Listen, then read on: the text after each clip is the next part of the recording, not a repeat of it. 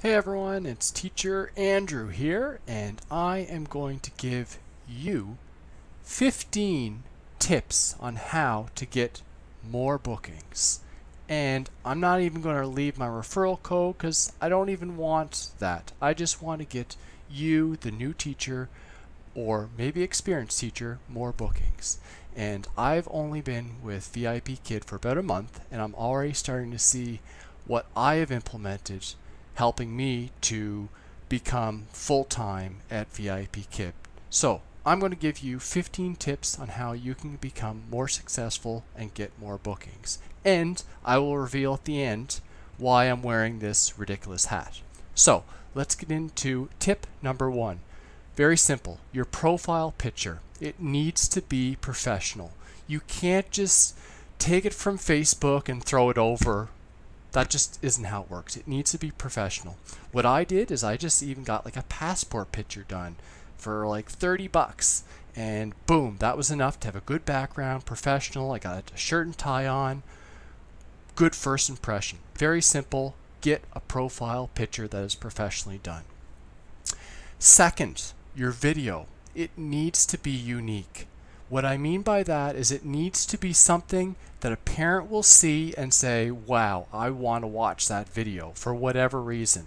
For me, what I did is I had my video up and I literally hid from the camera and I had a snowman only in my background. Just a snowman sitting here in my classroom. Immediately a parent would look at that, I think, and say, what is going on in that classroom? I want to watch that video. Boom, I've got them.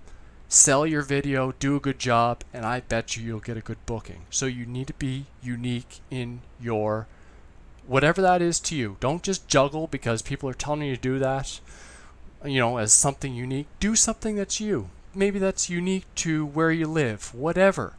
For me, I thought I've got snow. So China doesn't have snow, let's do that. Make sure it's unique. Number 3, your bio. Your bio needs to be something, again, that sets you apart. Not only does it have to set you apart, but it needs to be something that will translate well over into Mandarin. So what I mean by that is do your bio, translate into Mandarin, and then translate it back into English to see if it says what you want it to. I had to go over and over again with mine to make sure it was communicating what I want.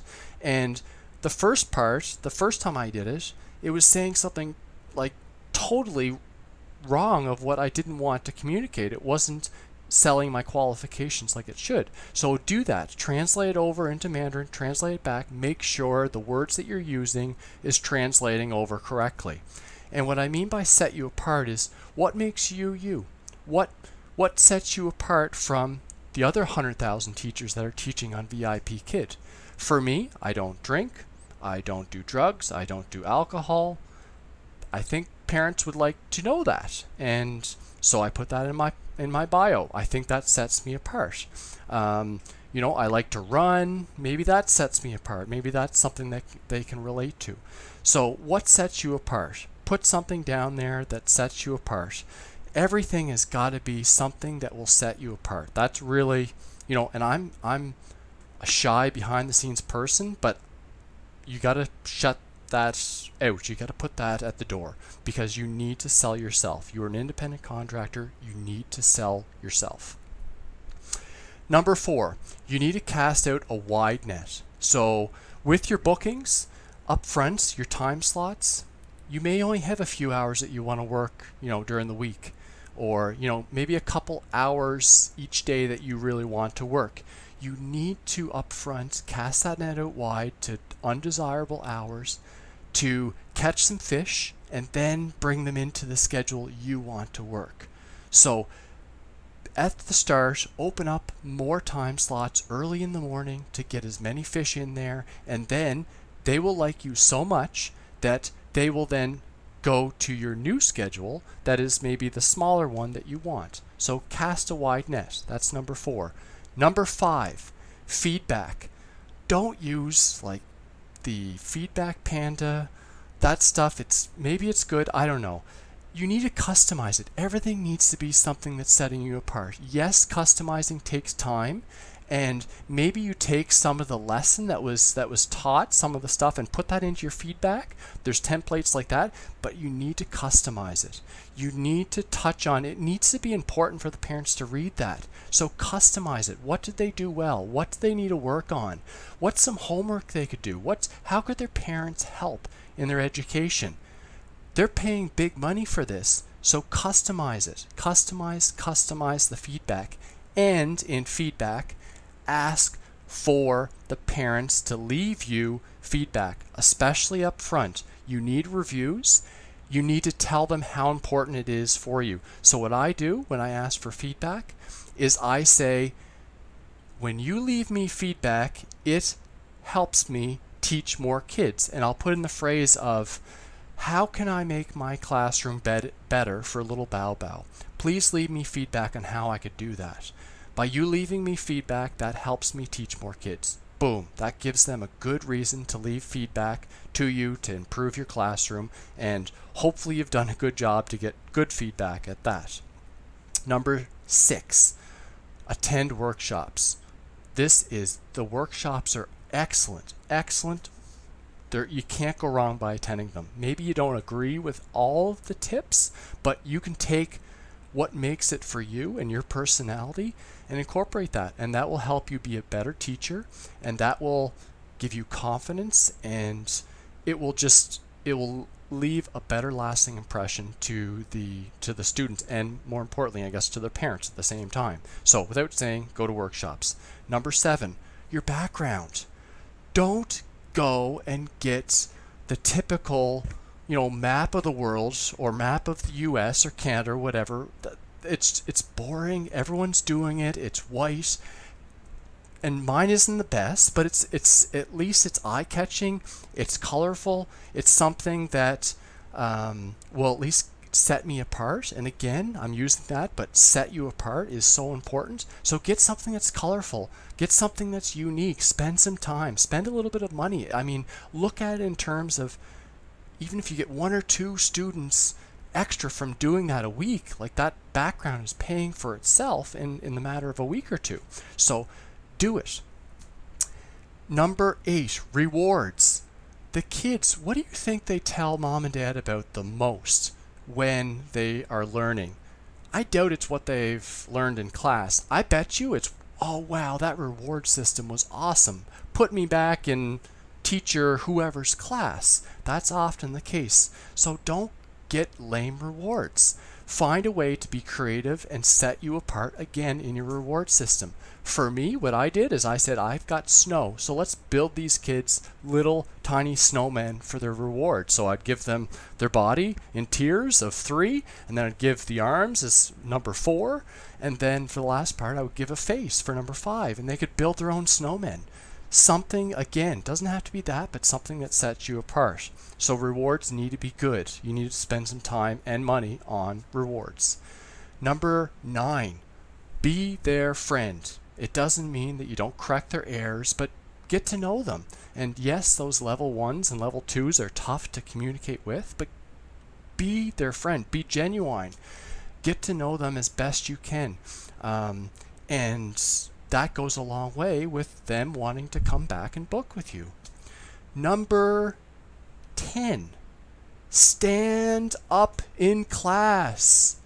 If I am sitting down, and I tried this, if you're sitting down, you are not as friendly. Plain and simple, you aren't. When you're up and you're standing, you're using a lot more of your hands. You're just a lot more interactive. And I tried both, and it's clear, like, I'm so much friendlier looking, and my body language is better, and just, you have to stand up. You do your feedback sitting down. Stand up during the class as long as you can do it. Find a way. Number 11, customize. Customize. In my class, I put their name on here, and I put hello, whoever, Bao Bao. Whatever way you can customize it, or maybe at the start of class, you saw that you left a note that, this individual plays basketball on Saturdays. Ask how basketball was. Show the kid that you're taking the time to know them, to get to know them, and to remember what's important to them. Customize everything you can to show that they are important, which they are. They're the ones that are allowing you to work to earn money. So show them that they're important to you, and have a genuine interest in who they are. Number 12, tags. So this one is very easy. Make sure that the tags that have been assigned to you, or the ones that you want, are ones that are likely going to get screened by parents that they want. Parents likely want good pronunciation, I guess, and good grammar. Make sure those two tags are there. Yes, that might not stand you out, but chances are, if they're searching by tags, they want those two in there. So make sure that those are there. TPR is probably important too, but definitely they want education. They want good grammar, good pronunciation. There you go. I'm butchering that word, of course. So make sure the tags are what parents want. 13, and I got hit with this one. IT equipment. I used my old laptop camera for the first little bit, and I went a couple weeks. I'm wondering, I just nailed that class with little Bao Bao, and I'm not getting the student back. What's going on? And shortly I found out that my camera was making my window super small, and it's really foggy, and they couldn't really see me that well.